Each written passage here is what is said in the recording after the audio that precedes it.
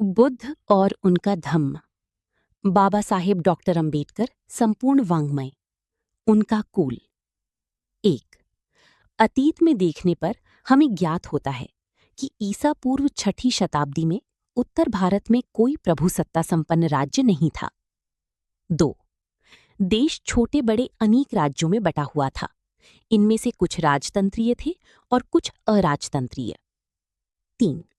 राजतंत्रीय राज्यों जनपदों की संख्या 16 थी।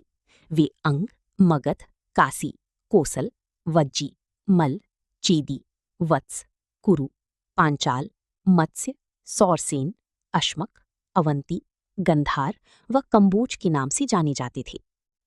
4। जिन राज्यों में किसी एक राजा का आधिपत्य नहीं था वे थे कपिलवस्तु की शाक्य, पावा एवं कुसिसिनारा की मल, वैशाली की लिच्छवी, मिथिला की विदीह, रामगाम की कोलीय, अल्लकप की बुली, कालाम, कीसपुत्त की कलिंग, पिप्पलवन की मौर्य तथा भग्ग थे, जिनकी राजधानी सिंसुमारगिरी में थी। 5। राजतंत्रीय राज्य जनपद और जिन राज्यों पर किसी राजा का आधिपत्य नहीं था वो राज्य संघ या गण कहलाते थे। 6। कपिलवस्तु की शाक्यों की राज्य व्यवस्था के बारे में ये जानकारी नहीं है कि वह गणतंत्र था अथवा कुछ लोगों का कुलतंत्र कहलाती थी। 7। फिर भी इतना निश्चित रूप से मालूम है कि शाक्यों की गणतंत्र में अनेक राज परिवार थे जो बारी बारी से राज करते थे।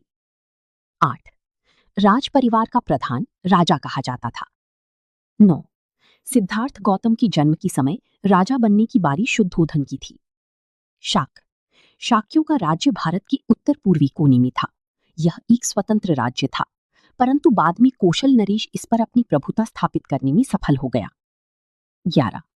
इस प्रभुता का परिणाम ये हुआ कि शाक्य राज्य कुछ राजकीय अधिकारों का प्रयोग कौशल नरेश की स्वीकृति के बिना नहीं कर सकता था। 12।